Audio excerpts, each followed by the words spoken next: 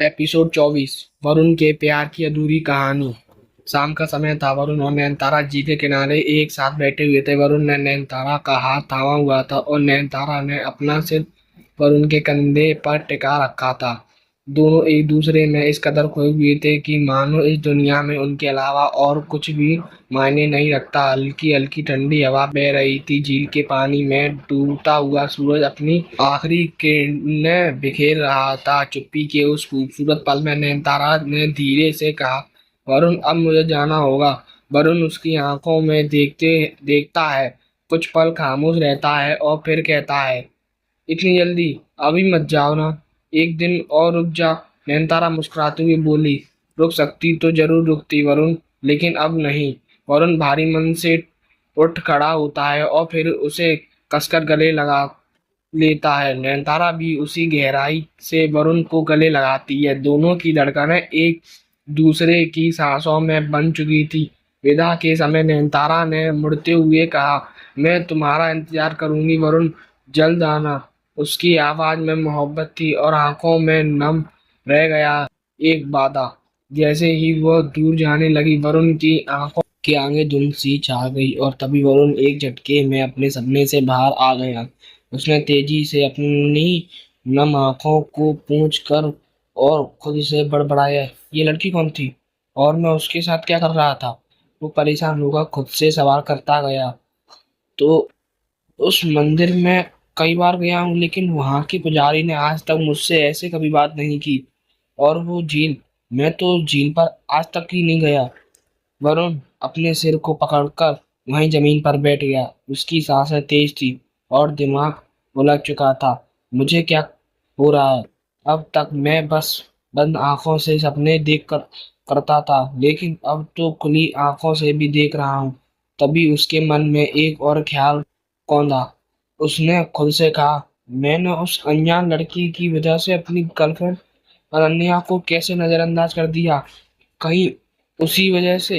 लेकिन फिर वो खुद को रोकता है, नहीं, अगर कुछ होता तो अनन्या मुझसे कहती, कुछ तो बताती, पर उसने कभी कुछ नहीं कहा। शायद ये सब बस एक सपना हो, बस एक सपना। वरुण का मन अब भी दो हिस्सों में बंट चुका था। एक हिस्सा कहता, शायद मैंने ही अनन्या के साथ गलत किया है। और दूसरा हिस्सा कहता, अगर कुछ गलत होता तो अनन्या चुप क्यों रहती? वो बुरी तरह से उलझ चुका था। सपना था यह सच? मन में उठती लहरें अब एक तूफान बन चुकी थी। इन सब से बचने के लिए वरुण ने अपने कमरे की कुंडी खोली और हॉल से होता हुआ बाहर निकल गया।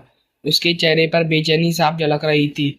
आज उसने सिगरेट तक जला ली थी। सिगरेट के गहरे कस खींचते हुए वो कोठी के बाहर इधर उधर टहलता जा रहा था। एक सिगरेट खत्म होती तो वो दूसरी जला लेता। वो चल रहा था, धुआं छोड़ता हुआ, खोया हुआ, जैसे जिंदगी के हर सवाल का जवाब अब बस इसी धुएं में ढूंढ रहा हो। इसी बीच उसे एक पुराना दिन याद आ गया। वो दिन जब उसने लगातार 6 बोतल शराब पी थी, बिना रुके, और सिगरेट के एक के बाद एक कस खींचते वहीं जमीन पर बेहोश हो गया था। इन्हीं सब बातों को सोचते हुए उसने चौथी सिगरेट जलाई और फिर से उसी धुएं को अपने फेफड़ों में भरने लगा। लेकिन जैसे ही उसने 2 कस खींचे, किसी ने उसकी सिगरेट जमीन पर गिरा दी। वरुण चौंक गया। उसने देखा सिगरेट जमीन पर पड़ी थी और किसी ने उसे पैर से कुचल दिया था। उसका चेहरा तमतमा उठा।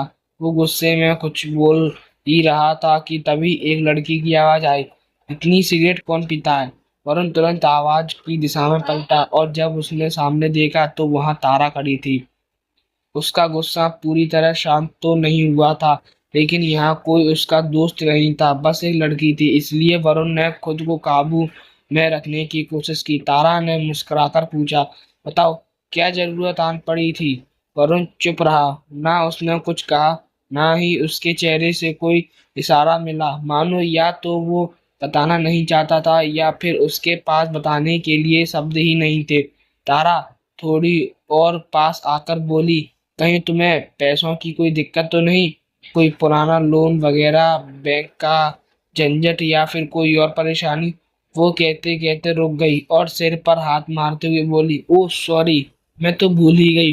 तुम तो कुछ ही दिनों में इस गांव के सबसे बड़े पद के मालिक बनने वाले हो। तुम्हें भला क्या परेशानी हो सकती है, और पैसों की तो बिल्कुल भी नहीं। वरुण फिर भी कुछ नहीं बोलता। इसके चेहरे पर कोई भी भाव नहीं थे, ना मुस्कान ना नाराजगी, बस एक खालीपन। तारा ने माहौल बदलने की कोशिश की। वो बोली, चलो वहां कुएं के पास बैठकर बात करते हैं। वरुण फिर भी चुप। वो बस वैसे ही खड़ा रहा, जड़ सा।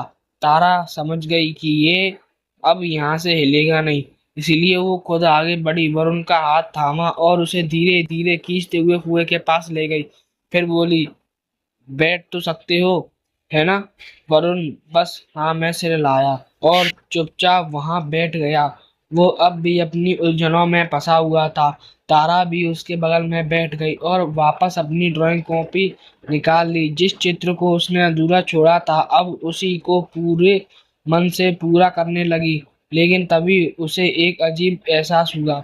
उसने बगल में देखा, वरुण आसमान की ओर टकटकी लगाए बैठा था और उसकी आंखों में आंसू थे। तारा को ये बिल्कुल अच्छा नहीं लगा, क्योंकि भले ही वो अब तक वरुण से सिर्फ 2-3 बार ही मिली थी, लेकिन जब भी वो अपने घर में कोई चित्र बनाती थी तो कोई उसकी तारीफ क्या उसकी तरफ देखता तक नहीं था, मानो उसकी कला में कोई कद्र ही ना हो। पर वरुण जब उससे दूसरी बार मिला था तो उसने तारा की पेंटिंग की दिल से तारीफ की थी। उस दिन से तारा के अंदर एक उत्साह भर गया था। उसने पहली बार अपनी कला को किसी की आंखों में चमकते देखा था। आज भी वो शायद वैसी ही एक तारीफ सुनना चाहती थी, लेकिन वरुण चुप था, बस आसमान को घूरता हुआ, और उसकी आंखों में वो अधूरे दर्द के आंसू जो अब कभी भी झलक सकते थे।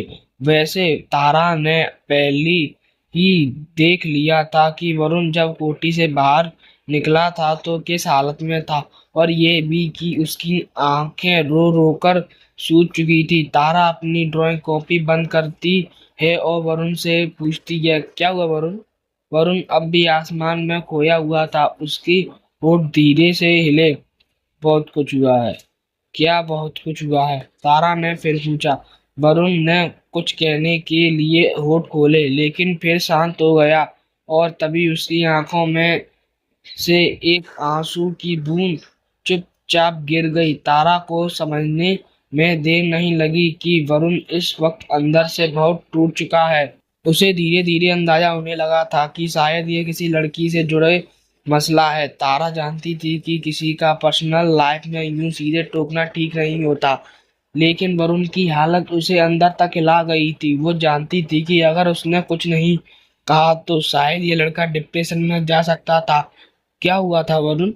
क्यों छोड़कर चली गई थी वो?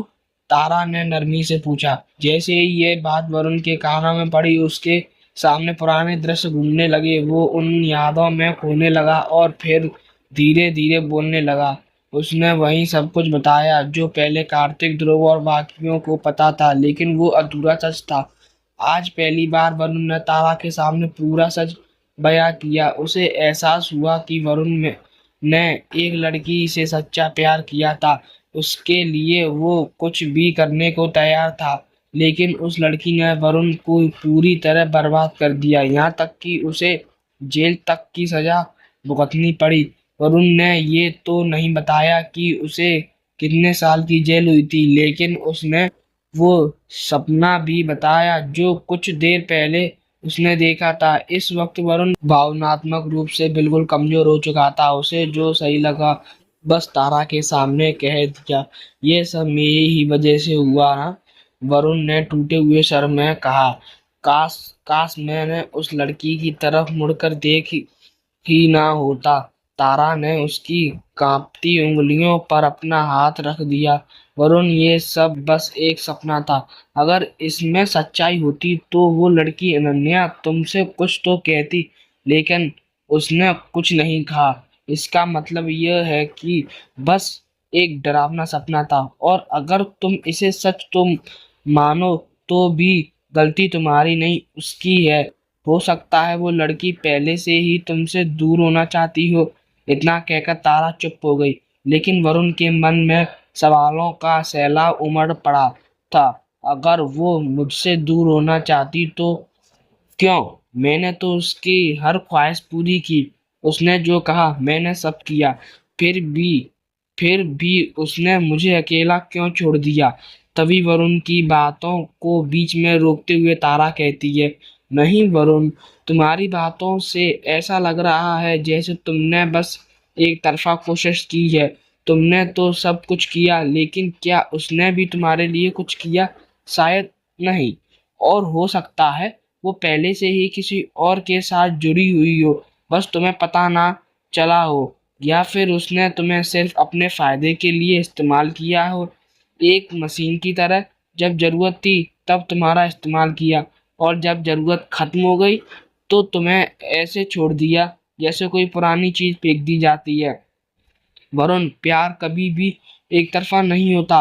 अगर वो तुम्हारे लिए सही होती तो उसके साथ के 3 सालों में वो तुम्हारे जज्बातों का जवाब जरूर देती, लेकिन उसने तो उल्टा तुम्हें तबाह कर दिया, जैसे तुम उसके लिए अब कुछ मायने ही नहीं रखते।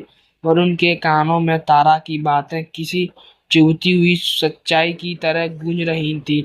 हर शब्द एक कांटे की तरह उसकी आत्मा को चीर रहा था। 3 साल का समर्पण, उसकी मेहनत, उसकी भावना, सब कुछ एक झूठ पर टिका था। उधर तारा वरुण के पास ही बैठी उसकी आंखों में छुपे दर्द को महसूस कर रही थी। उसके मन में एक ख्याल आया, जिस लड़की से वरुण की शादी होगी वो सच में बहुत खुशनसीब होगी, क्योंकि वो देख चुकी थी कि वरुण कितना वफादार है। आज के समय में जब लड़के अक्सर सिर्फ लड़की के शरीर की चाहत रखते हैं, वरुण जैसा कोई लड़का किसी लड़की के लिए सब कुछ करने को तैयार था। उसकी भावनाएं सच्ची थी, उसकी नीयत साफ थी। वरुण की बातें, उसका दर्द, उसकी वफादारी, ये सब किसी भी लड़की के दिल में वरुण के लिए एहसास जगा सकते थे, वो भी प्यार के। एपिसोड 24 खत्म। हमारी कहानी यहाँ तक सुनने के लिए धन्यवाद।